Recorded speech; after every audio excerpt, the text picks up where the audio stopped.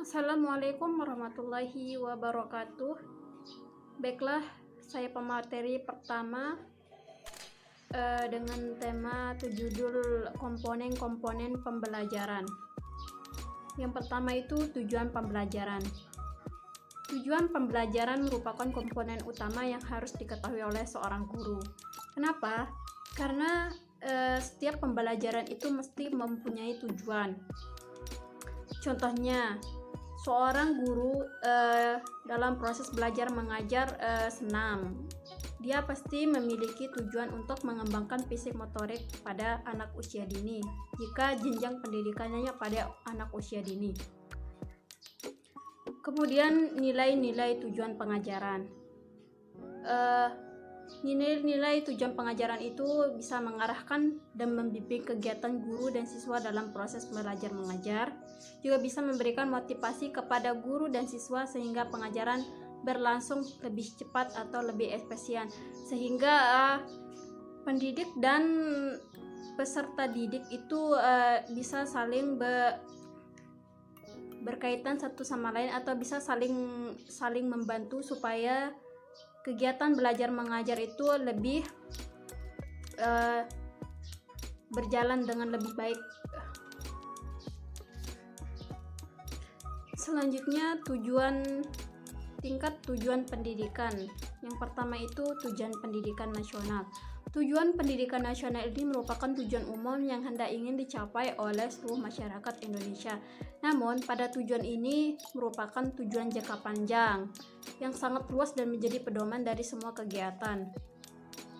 Kemampuan lulusan atau jenjang pendidikan berdasarkan tujuan pendidikan nasional dapat dikelompokkan menjadi 3. Yang pertama itu aspek pengetahuan, yaitu aspek kognitif, yaitu meliputi ilmu dan cakap. Yang kedua aspek keterampilan atau psikomotorik yang meliputi kreatif. Selanjutnya yang ketiga yaitu aspek sikap, yaitu afektif, bisa meliputi bermain, bertakwa, adat istiadat, akhlak mulia, sehat, mandiri, demokratis, dan bertanggung jawab. Selanjutnya tujuan institusional. Tujuan institusional itu sering juga disebut tujuan lembaga atau tujuan sekolah. Pada tujuan ini mencerminkan harapan yang ingin dicapai oleh tenaga pendidik jenjang atau sekolah tertentu.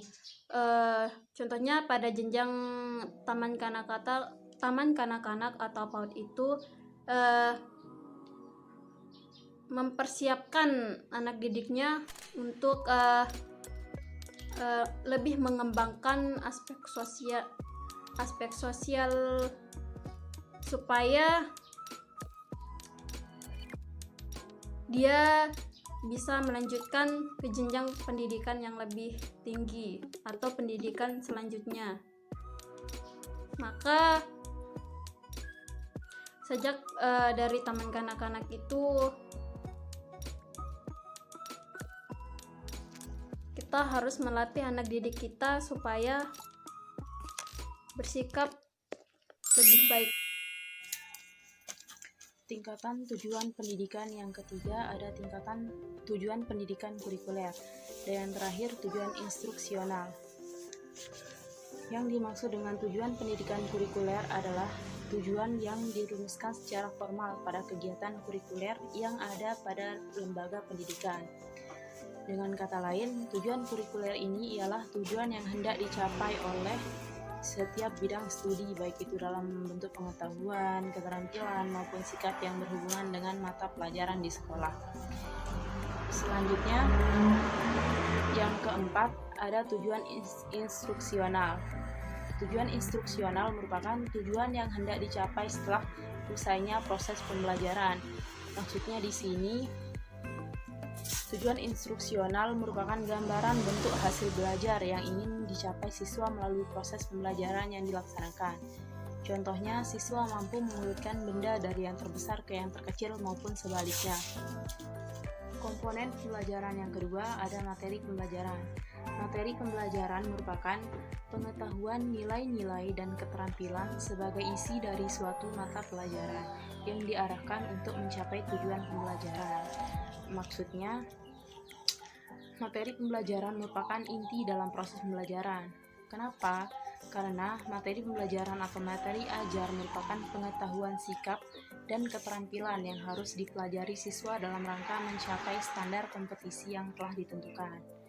Di sini materi pembelajaran ada dua macam, yakni materi pembelajaran utama dan materi pembelajaran penunjang.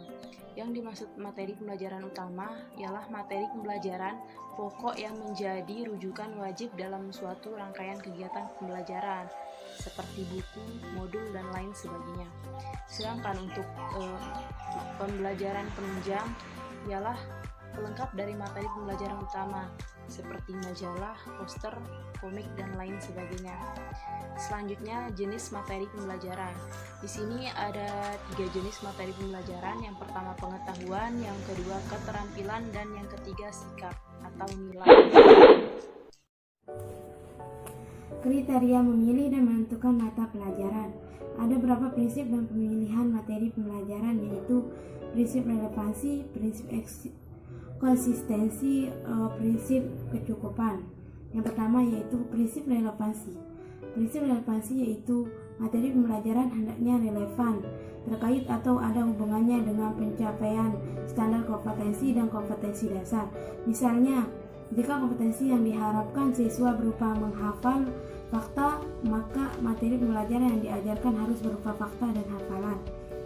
Yang kedua itu prinsip konsisten atau prinsip konsistensi, yaitu jika kompetensi dasar yang harus dikuasai siswa 4 macam, maka materi pembelajaran yang harus diajarkan juga harus meliputi 4 macam, tidak lebih dan tidak kurang.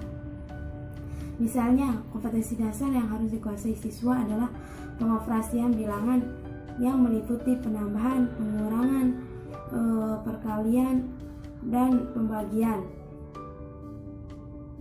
Maka materi juga yang diajarkan harus meliputi teknik penjumlahan, pengurangan, pengalian, dan pembagian.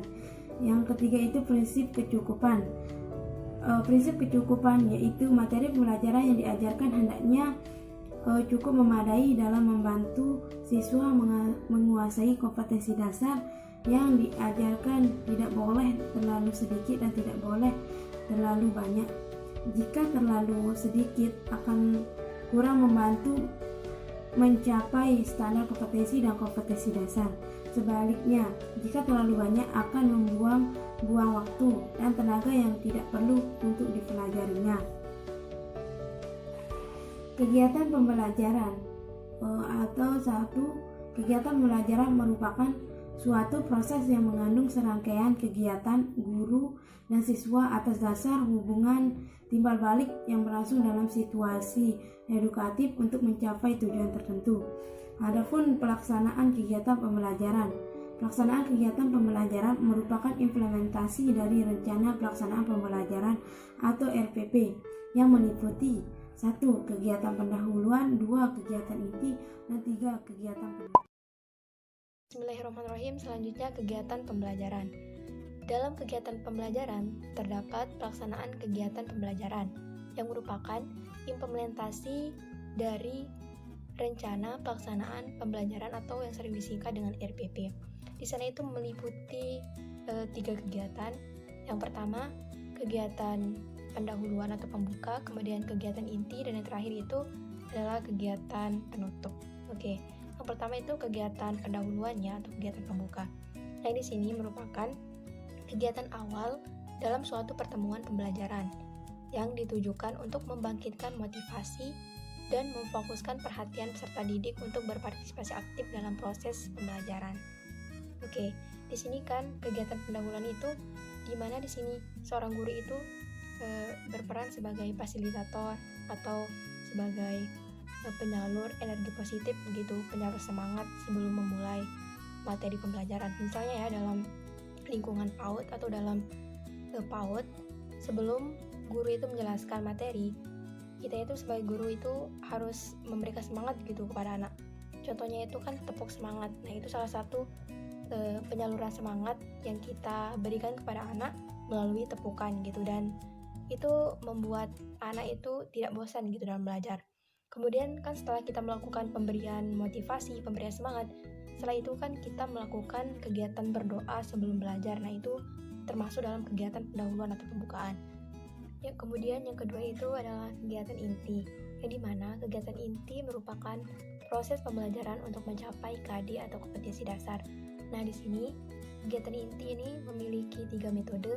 Yang pertama itu metode eksplorasi, kemudian elaborasi, dan konfirmasi.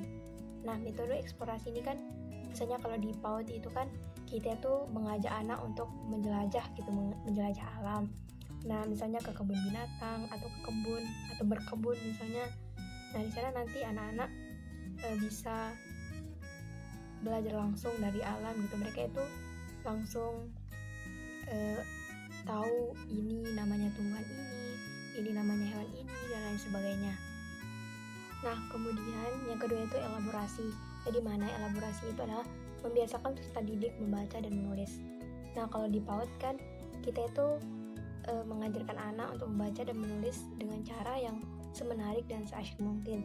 Misalnya kita itu menyediakan media atau API berupa puzzle dan lain sebagainya gitu. Kemudian yang ketiga itu konfirmasi. Di sini maksudnya umpan balik atau respon guru terhadap apa yang diperoleh siswa. Di sini ya sudah jelas. Jika kita sudah memberikan materi atau pengetahuan kepada anak, setelah itu kita itu sebagai guru harus merespon gitu atau menanyakan langsung kepada anak pemahaman yang mereka dapat. Kemudian yang terakhir itu adalah kegiatan penutup, yang dimana kegiatan penutup ini merupakan kegiatan yang dilakukan untuk mengakhiri aktivitas pembelajaran. Misalnya kalau di PAUD, setelah kegiatan pembuka, kemudian kegiatan inti, di sana itu kita itu mereview atau mengulas kembali apa yang telah kita ajarkan kepada anak, misal berupa menanyakan atau berupa bertanya kepada anak. Kemudian setelah itu sebelum pulang ya, biasanya itu kalau di PAUD kan bernyanyi. Nah, setelah bernyanyi kemudian berdoa. Nah, mungkin itu dari kegiatan penutup. Baiklah, sekian. Assalamualaikum warahmatullahi wabarakatuh.